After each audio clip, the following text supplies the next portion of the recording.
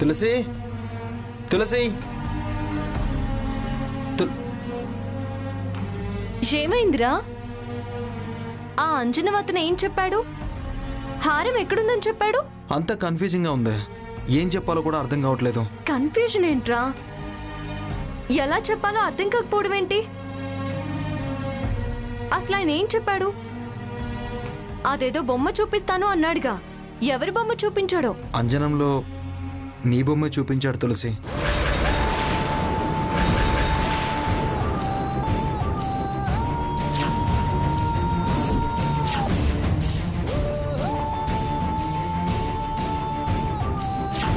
తులసా,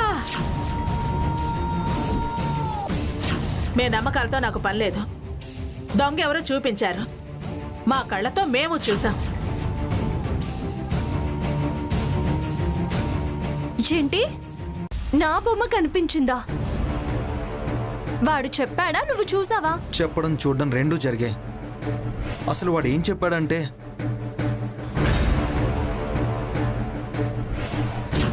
ఆవిడెవరో నాకే తెలుసు, హారం ఎక్కడుందని ప్రశ్న అడిగాను, ఇదిగో అంజనం బొమ్మ చూపించింది.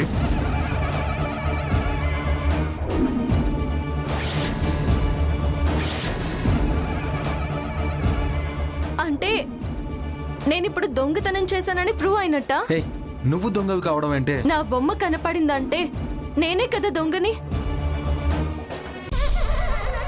అసలు నా ప్రమేయమే లేకుండా నా బొమ్మ కనపడ్డం ఏంట్రా? అసలు నేను ఆ హారం చూడు కూడా చూడలేదు. అయినా వాళ్ళందరూ నన్ను దొంగ అంటున్నారు. ఇప్పుడు ఎవడో అంజనం అంటూ వచ్చి నా బొమ్మ చూపించాడు. ఇంట్లో ఉన్న ఆహారం పోవడం ఏంట్రా? అసలు ఏంట్రా ఇదంతా? నాకే అంత కన్ఫ్యూజన్ గా ఉంది. అసలు ఇది ఎలా సాధ్యమవుతుంది? నాకు తెలియకుండా నేను దొంగనవడం ఏంట్రా? దొంగ కావడం కాదమ్మా, వాళ్ళు చేసిన కుట్రలకు బలవటం. ఏంటి మావయ్య? అవునాదిత్య, మీ పెళ్ళాపటానికి ఎవరినైనా సరే, ఎంతమందినైనా సరే బలవడానికి వెనకాడదా దుర్గమ్మ. ఎన్ని నిందలైనా వేస్తుంది, ఎవరి బతుకులనైనా నాశనం చేస్తుంది. లేకపోతే అభంశుభం తెలియని తులసి మీద దొంగతనం మోపడం ఏంటి? తులసిని అనుమానించడం, నగపోవడం, ఆ అంజనం వాడు రావడం, వాడు తులసిని వేలు పెట్టి చూపించడం అంతా కుట్ర. ఇదంతా మోసం ఆదిత్య. బాధపడద్దు మావయ్య, నాకు అదే అనుమానం వచ్చింది. ఏంట్రా అనుమానం రావడం ఏంటి? దుర్గమ్మ కుట్ర అయితే ఆ అంజనం వాడిని ఎందుకు పిలుస్తుంది? నువ్వు జైల్లో వేస్తానన్నా వాడు భయపడాలి కదా, మళ్ళీ అబద్ధం ఎందుకు చెప్తాడు? ట్రైనింగ్ అమ్మా, ట్రైనింగ్. అలా వాడిని ఎలా ఆశపెట్టిందో, ఎంతటి కమ్ముడిపోయాడో ఎవరికి తెలుసు. దుర్గమ్మ ఎవరి గురించి ఆలోచించదు, ఎంత అవమానమైనా చేస్తుంది. తను అనుకున్నది సాధించడం ఒక్కటే ఆమెకు ముఖ్యం. లేదు మావయ్య, అది జరగని పని. జరుగుతున్నది చూస్తూ ఇంకా జరగని పని అంటావేంటి ఆదిత్య? లేదు మావయ్య, నువ్వే చెప్పావుగా కుట్ర అని. ఆ కుట్రని నేను ఛేదిస్తాను. దీని వెనక ఎవరున్నారో, ఎక్కడున్నారో నేను కనిపెడతా. తులసి నిప్పు అని నేను నిరూపిస్తా. నిప్పుని నిప్పని నిరూపించాల్సి రావడమే దురదృష్టం ఆదిత్య. అది చురుక్కున కాలి వాత పడితేనే కదా తెలిసేది. నిప్పును పట్టుకున్నప్పుడు నిప్పు అని తెలీదు. ఛ! అంతా నా దురదృష్టం రా. తేలుస్తా. అసలు హారం ఎవరు తీశారో తేలుస్తా. ఆ అంజనం వాడేదో చెప్పినంత మాత్రాన నువ్వు దొంగ అయిపోవు తులసి. మీరు బాధపడకండి మావయ్య. తులసి, నీ ధైర్యం సన్నగిల్లనీయకు. లేదురా, ఈసారి ఎందుకో నాకు భయంగా ఉంది. అవునాదిత్య, నాకు దుర్గమ్మని తలుచుకుంటే చాలా భయంగా ఉంది. మీరేం భయపడకండి మావయ్య. నా మీద తులసి మీద నమ్మకం ఉంచండి.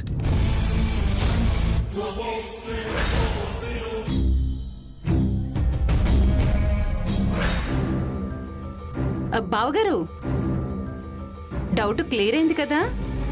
హారం తులసి ఇంట్లో ఉందని తేలింది కదా?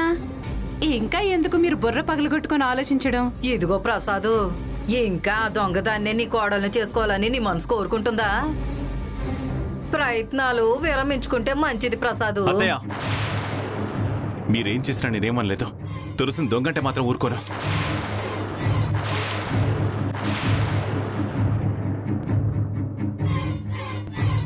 ఆ, అవునులేండి, మహారాజరాజ శ్రీ శ్రీ లక్ష్మీ సౌభాగ్యవతి దొంగ గారు అంటానులేండి. ఏంటి వెటకరమా? మరి మీది వెక్కిరింత? దొంగని దొంగ అనొద్దు అనటం వేళకోళమా? దుర్గా, అడ్డమైన వాడెవడో అంజనం వేసి అందులో బొమ్మ చూడండి, వాడి బొంద చూడండి అంటే నమ్మేయడమేనా? తులసిని దొంగ అనేయడమేనా? అయ్యో, అంచనా వేసిన వాళ్ళు అడ్డమైన వాళ్ళా?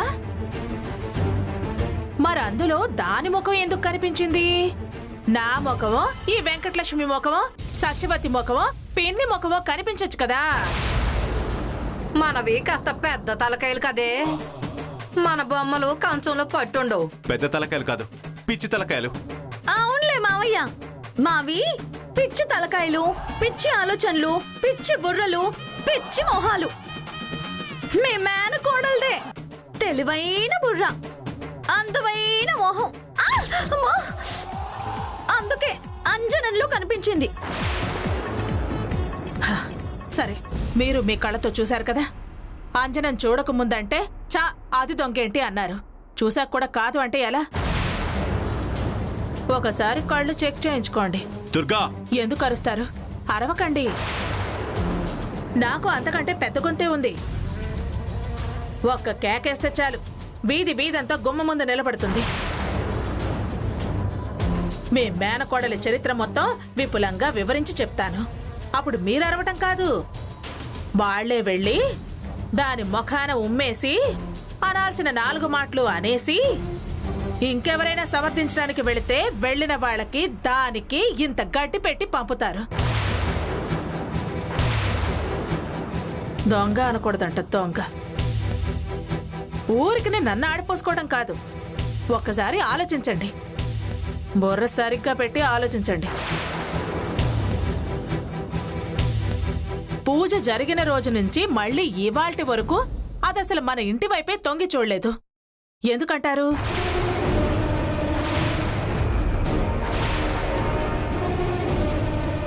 భయం. దాని అంతరాత్మకి అది సమాధానం చెప్పుకోలేక భయం. కాదు, మీరు చేసిన అవమానం భరించలేక అంత అవమానించాక ఎలా వస్తుంది? అసలు నీతో నాకు ఈ పంచాయతీ అవసరమే లేదు. తులసి దగ్గర హారం ఉన్నట్టు మీరు నిరూపించిందే, దాన్ని దొంగ అనడం సహించను, క్షమించను. అబ్బో, ఏంటేంటేంటి మావయ్య, దాని దగ్గర హారం దొరికేదాకా, దాన్ని మేము నిరూపించేదాకా నువ్వు ఒప్పుకోవా? ఆంజనేయులు గారు చూపించారు కదా, హారం ఎక్కడుంది అంటే తులసి బొమ్మ చూపించారు కదా. ఆడి బొమ్మ బోకర్ మాట నమ్మని చెప్తున్నాడు కదా. మీ నమ్మకాలు మీవే, మీరెందుకు నమ్ముతారు? మీరు దొంగల మీద నమ్మకాలు, దొంగల మీద విశ్వాసాలు, దొంగల మీద ప్రేమ, దొంగలంటే అభిమానం, దొంగలంటే మీకు సర్వస్వం. అత్తయ్య, మావయ్యతో ఈ వాదనంతా ఎందుకు? ఆంజనేయులు గారు తులసి బొమ్మ చూపించారు కాబట్టి వెళ్ళి ఆ ఇంట్లో వెతుకుదాం. హారం దొరికితే అంజనం కరెక్ట్, దొరకపోతే ఆంజనేయులు గారు అబద్ధం. ఏమంటావు మావయ్య, వెతుకుదామా? హోసే తెంగరదానా, నీ పిచ్చి కాకపోతే ప్రసాద్ ఎందుకు వెతకనిస్తాడే? నాకేం అభ్యంతరం లేదు. నిజం నిరూపించడం కోసం వెతకడానికి నేను రెడీ.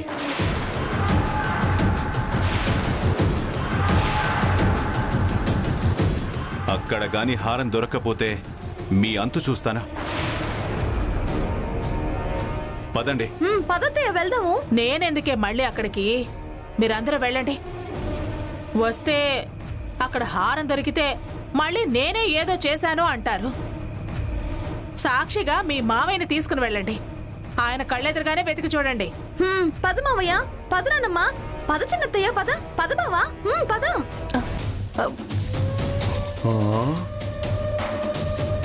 వచ్చింది, తీసుకెళ్తోంది.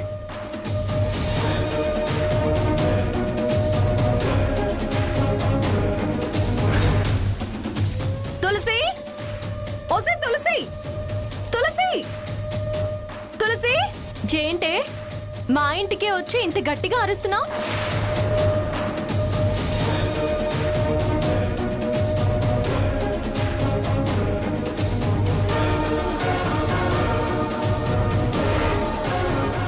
ఏ నువ్వు నన్ను అన్నప్పుడు లేదా? నేను నిన్నంటే తప్ప అనకూడదా? ఆ విషయం తర్వాత. ముందు మీరు ముగ్గురు మామయ్యని వెంటేసుకుని ఎందుకు వచ్చారో చెప్పండి. నిన్నటిదాకా డిపార్ట్మెంట్ మనిషే కదా, సాక్షిగా ఉంటాడని. సాక్ష్యమా? సాక్ష్యం దేనికి? వాళ్ళు మీ ఇంట్లో హారం ఉందో లేదో వెతుకుతారటమ్మా.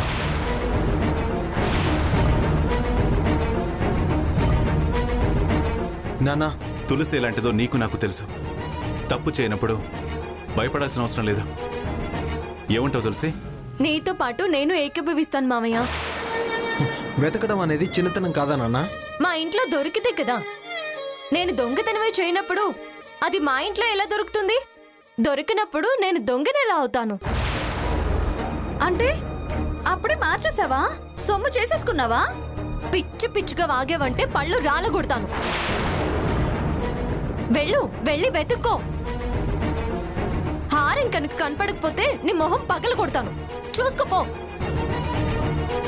బావే తనని తీసుకొచ్చిన తర్వాత మేమెందుకు కాదంటాం? వెళ్ళి ఎత్తుక్కోండి. హారం గాని దొరక్కపోయిందో మీకు మామూలుగా ఉండదు. ఏదో ఒక సెక్షన్ కింద నేరం మోపి సెల్లో వేయించి పుత్తూరు కట్టుకు కూడా పనికి రాకుండా ఎముకలు విరగొట్టిస్తా. ఎముకలు పిండి చేసుకోవటం అవసరమా? పోదాం పదండి. ఆగండి. ఇంత దాకా వచ్చి వెతకకుండా ఒక్క అడుగు వెనక్కి వేసినా మిమ్మల్ని బాధి పాడేస్తా. ఇదేంటి అటు వెళ్ళినా ఇటు వెళ్ళినా గొయ్యిలాగే ఉంది మన పని. ముందు వెతుకుదాం, తర్వాత సంగతి తర్వాత. దొరక్కపోతే వాతలే.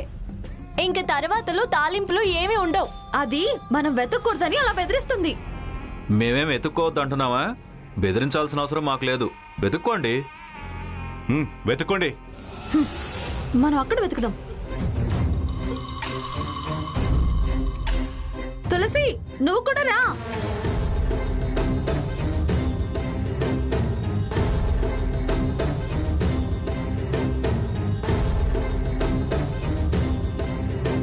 చూడవే, తీయవి.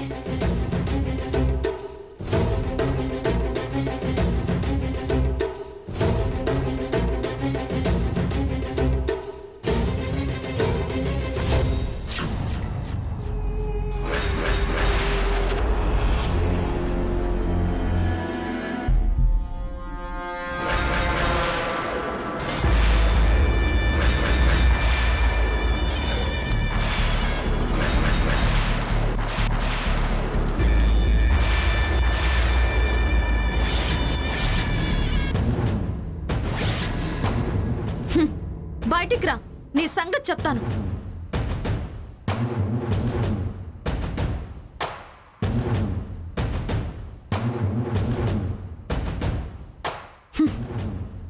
చూడండి.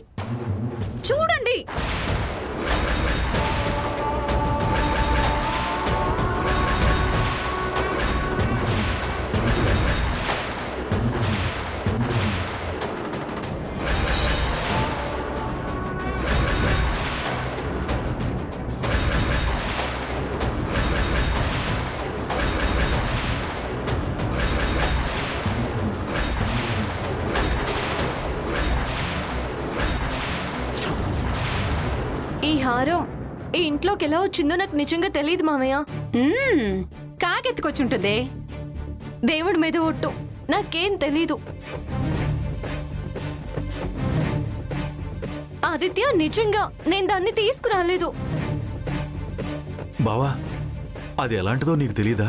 ఏం తెలిసినా ఇప్పుడేమీ మాట్లాడలేని పరిస్థితి బావా. మామయ్య, నేనేం నమ్మడం లేదమ్మా,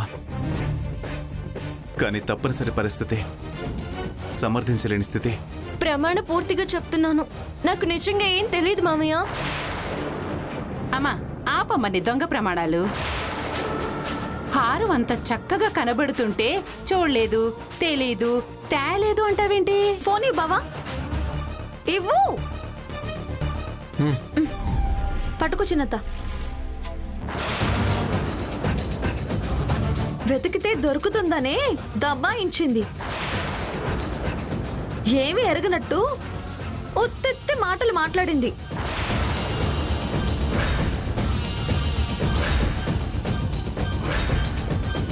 వెతకకుండా పోతాం అనుకుంది. వెతికాం, దొరికింది.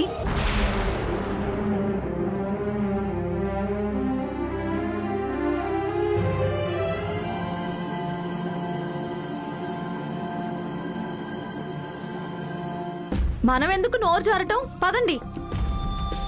ఈ హారం అత్తయ్య చేతిలో పెడితే ఏం చేయాలో అన్నీ ఆవిడే చూసుకుంటుంది. ఇంకా ఈ దొంగ ఇంట్లోనే ఉంటావా బావా? పోలీసులు దొంగలు లాలుచి పడ్డారు అంటారు. పద రా బావా రా. పాపం దబాయిస్తే దడుచుకుంటాం అనుకుంది. ఇంకా ఎందుకు బావగారు, పదండి.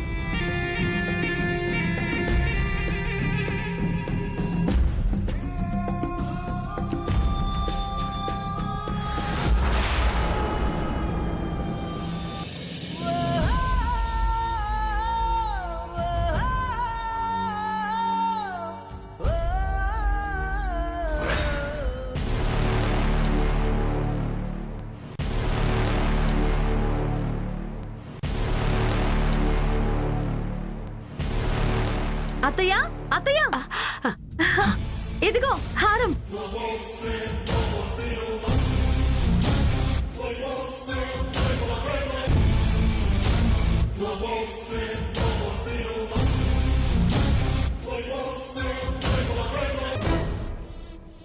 శభాష్ వెంకటలక్ష్మి, ఈ దుర్గమ్మ కోడలు అనిపించుకున్నా. ఈ నేలకి ఒక మంచి పని చేశావు. అది నీ కాబోయే కోళ్లే దుర్గా, నీ పేరు నిలబెడుతుంది.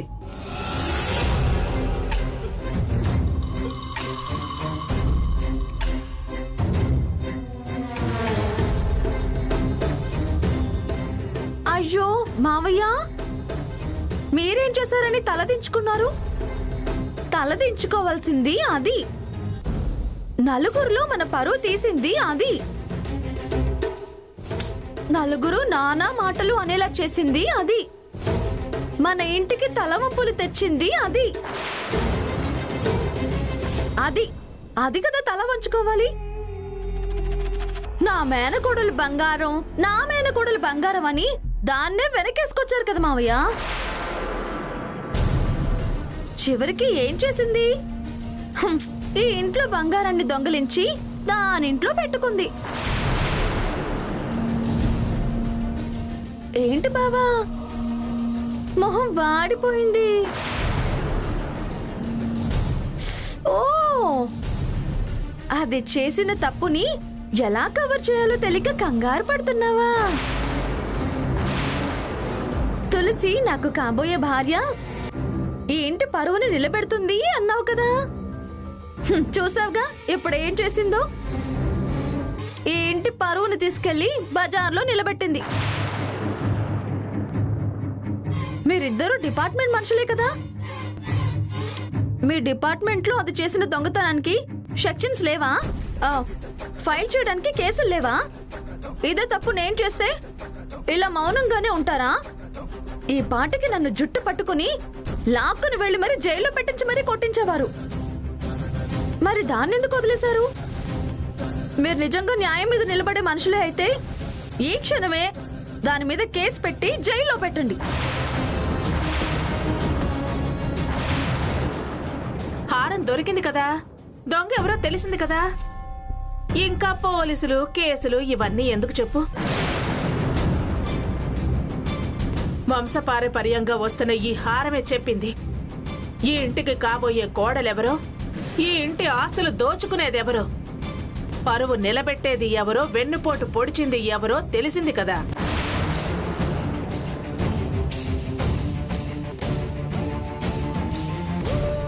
ఓసే, ఇప్పుడు దాని మీద కేసులు పెడితే కమిషనర్ గారి మేనకోడలు దొంగ అనే చెడ్డ పేరు మనకి వద్దు.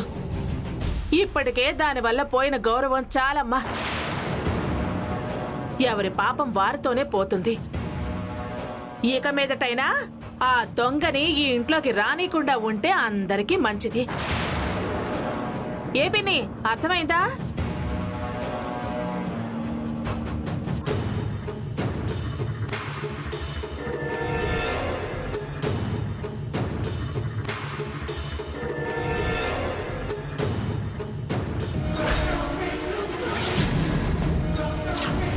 ఆ నగని ఎక్కడో వెతికి తీయించేదాకా ఎవ్వర్ని విడిచిపెట్టను. లేపేయాలనే కుట్ర నువ్వే చేయగలవు అని.